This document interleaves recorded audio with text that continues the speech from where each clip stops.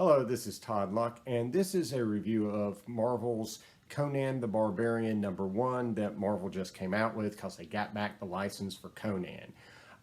So in this review, you'll find out if I like the issue or if I'm about to savage it. Get it? Savage? Yeah, okay. Bad jokes aside, as you can probably tell, I am a fan of Conan comics. I have a few of them.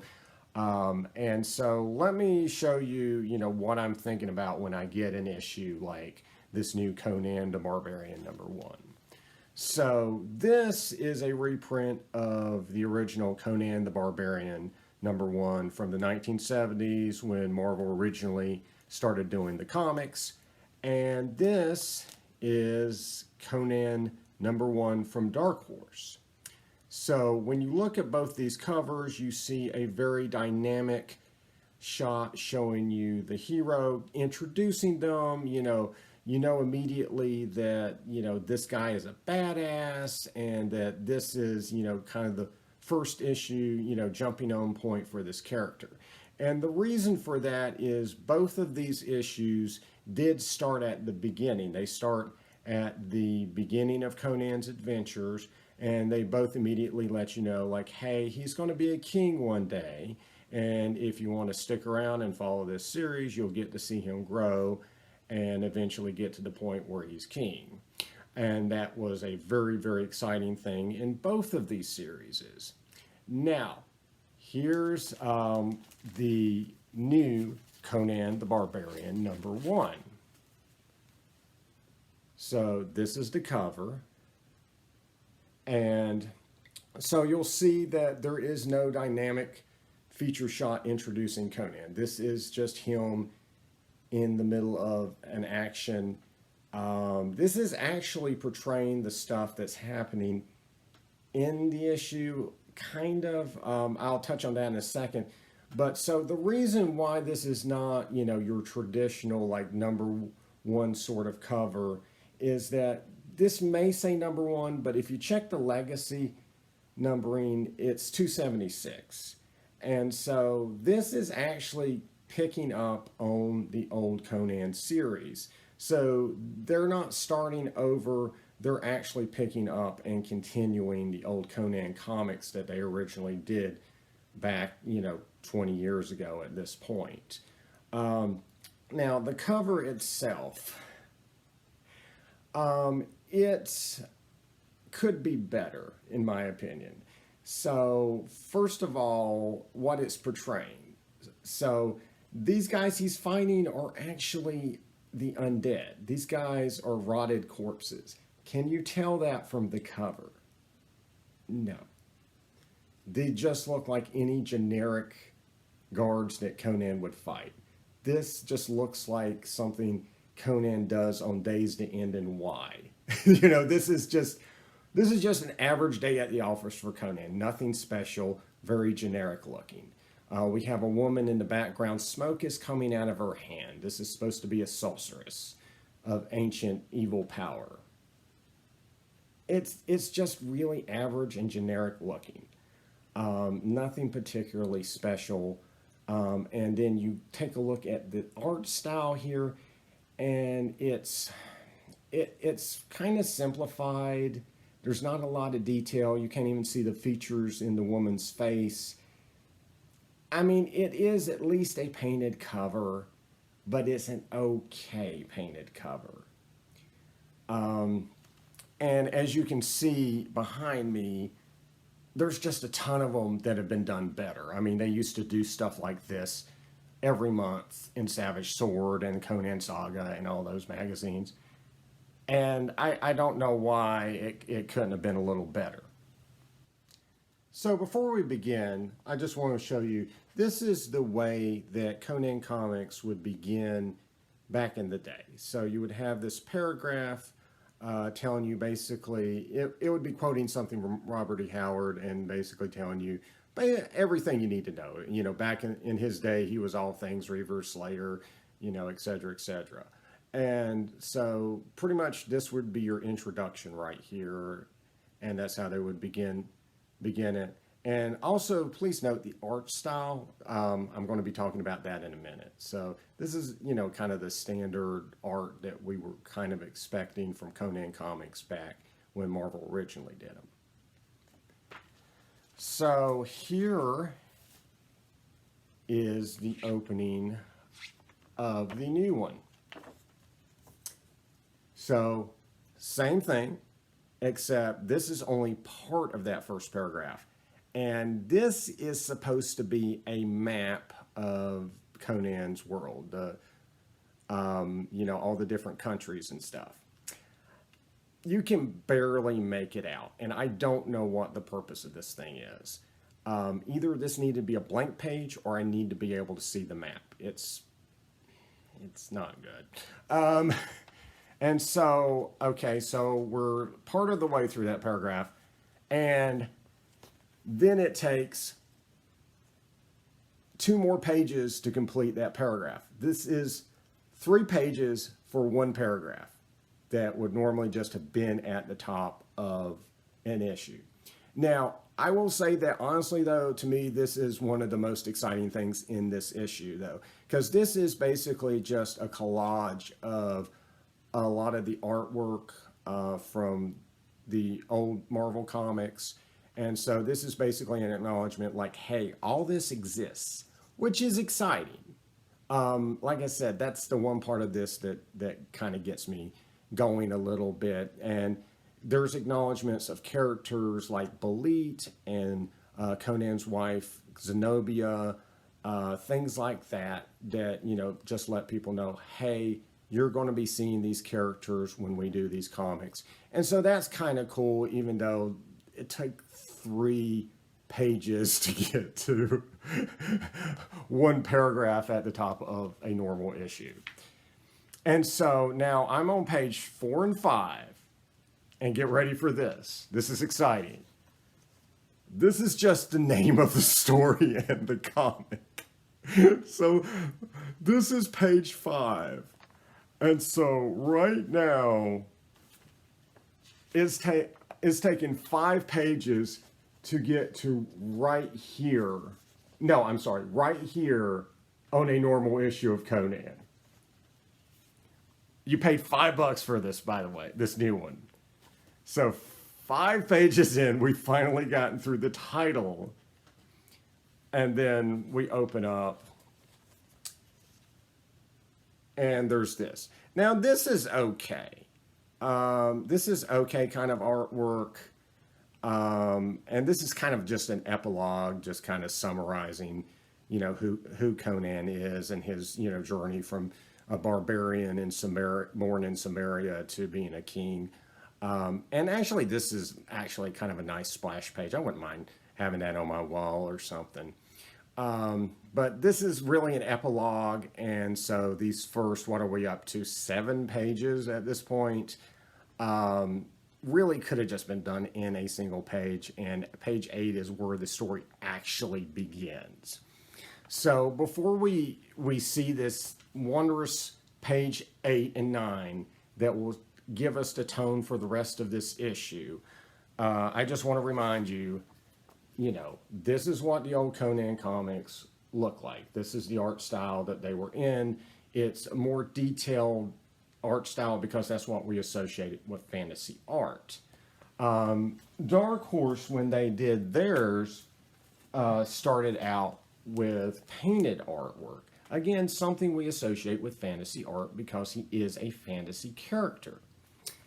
So let's see what the modern Conan the Barbarian #1 decided to do here with the art.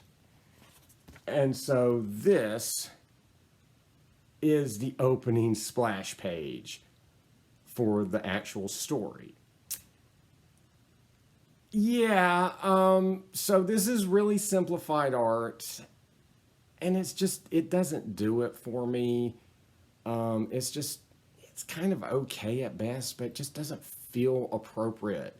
And plus, what the heck is going on over here with the blood? Like, blood has never taken that shape when it left a human body. It looks like their souls are leaving their bodies or something. It's just, I don't know. And so this art style continues throughout the comic, and we just get kind of okay, kind of simplified, not a lot of detail artwork. And I'm not going to show you the whole comic book. I just wanted to illustrate my pain right there. The design work is just average, okay stuff. One of my complaints throughout all of Conan comics is that sometimes the design work just hasn't been that inspired. The characters look like they're out of a cheap medieval play or something. But this, just had the most okay and bland type of costumes, and what little you see of Conan's world is just very bland.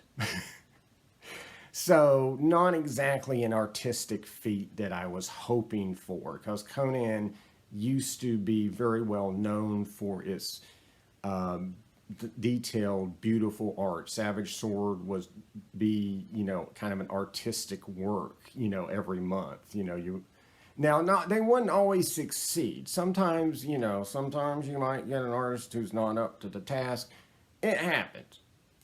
But you still had standards, and Dark Horse tried a lot of different styles, and that's one of the reasons I kind of got out of those. I started Dark Horse for Kurt Busiek, but when I would look at the artwork of some of the stuff that came afterward, it didn't help entice me to try those comics again.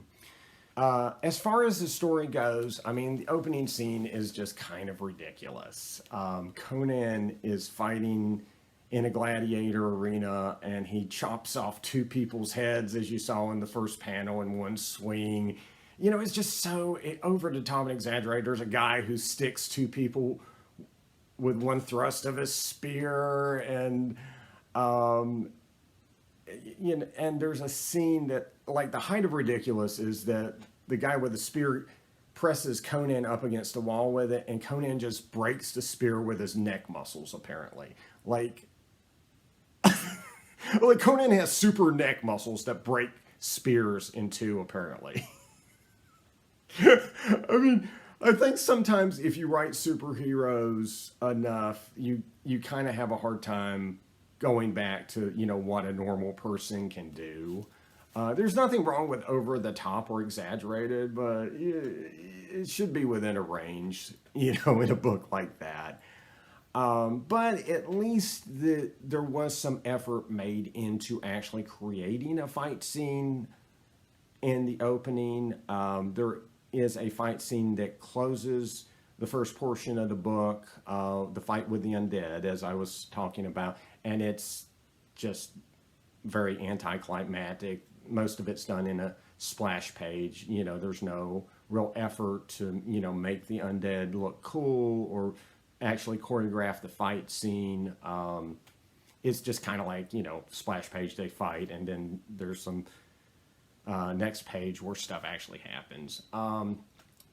And I will say that there is potential to this. The storyline is called Life and Death of Conan. I kind of doubt you'll actually see the death of Conan, especially if it's in a time period where he's, King Conan that we see. But, they kind of do leave it vague how he spends the end of his life. So, it could be you'll see him die, but just, we've seen a ton of stories that say they're the death of a character, and it's not. So I really doubt you'll actually see it. But if you do, that would be kind of cool. That would be something different. I will say I don't have context for Jason Aaron as a writer. I don't have anything of his other than Original Sin, and I hated Original Sin. But I hear he's a fantastic writer. And what this issue is the beginning of a story. This is the very, very start of one story. Unlike old Conan comics from Marvel, where you would pay, for the issue, and you would get a complete story in that issue. This is just a fraction of a story you paid $5 for. So by the end of it, by the time you get 5 or 6 issues and spend, God knows how much money, it may be good. I mean, I may be saying at the end of this, Jason Aaron is better than Roy Thomas and Kurt Doucette put together. But right now, And plus, there is a 3-page novella, because apparently there's some site that does Conan novellas, and they're putting a few pages of prose in the back of these to plug that. And I don't know, it put me to sleep. Something about like mud and looking for a trader out. It was just boring. So I hope they don't take away actual pages of comic book story for those prose pages. I'm hoping. And I hope those get better too, because those are apparently going to be in all of the comics. Now, I will say that as far as the art and the cover goes, I have a feeling that they were probably holding back for this issue. I think they probably felt like, okay, I have Jason Aaron as writer, so that's going to be my draw. So I don't have to really bring it. But I just want to show you. So this is the cover for Belit. Or actually the Age of Conan starring Belit.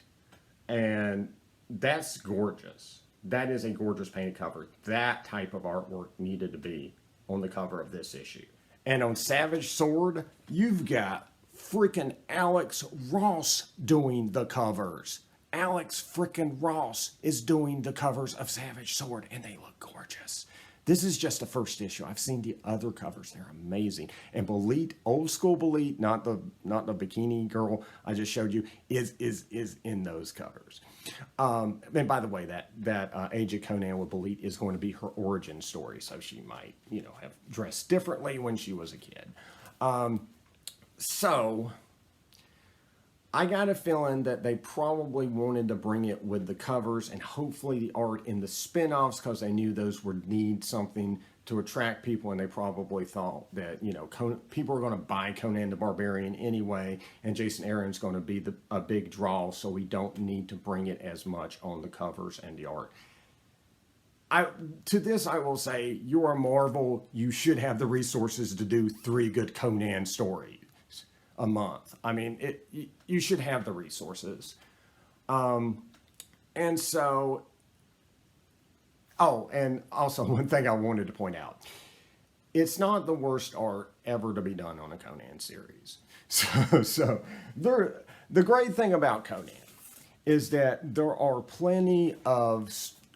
plenty of stuff that's going to be better than what you've read. Like this artwork, this artist was actually really good. I mean, and there's going to be stuff, whatever it is you just bought, that's going to be a lot worse. The artwork in this issue, this is the relaunch they did right at the end of their original tenure with Conan. The artwork in here is far worse than this cover. It is so bad, I want to stab my eyes out. It is terrible. It will give you nightmares. So by no means was Conan the Barbarian #1 the worst Conan comic. It's just not the best, and I kind of expected them to give me a little more on the first issue there. I will also say it's probably among the launches of Conan that I was showing you. Let's see. Among these different launches of Conan, it is probably the least exciting, because with these two, I'm getting the story, I'm getting basically the life story of a barbarian who becomes king. With the new one, I am just getting Conan at a random point in his life who is doing random stuff. And that can be really exciting.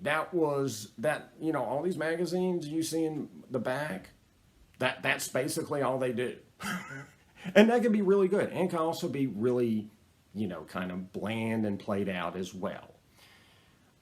I suspect we're going to get great stories. I suspect we're going to get some that aren't so great. That's just the nature of the beast with Conan. While it is more exciting to start from the beginning, because there's just something exciting about, a guy who's watching the life of a guy who's going to be king, knowing that end point and seeing how he grows, and using those Robert E. Howard stories as your North Star to kind of guide the series is probably the best way to do it.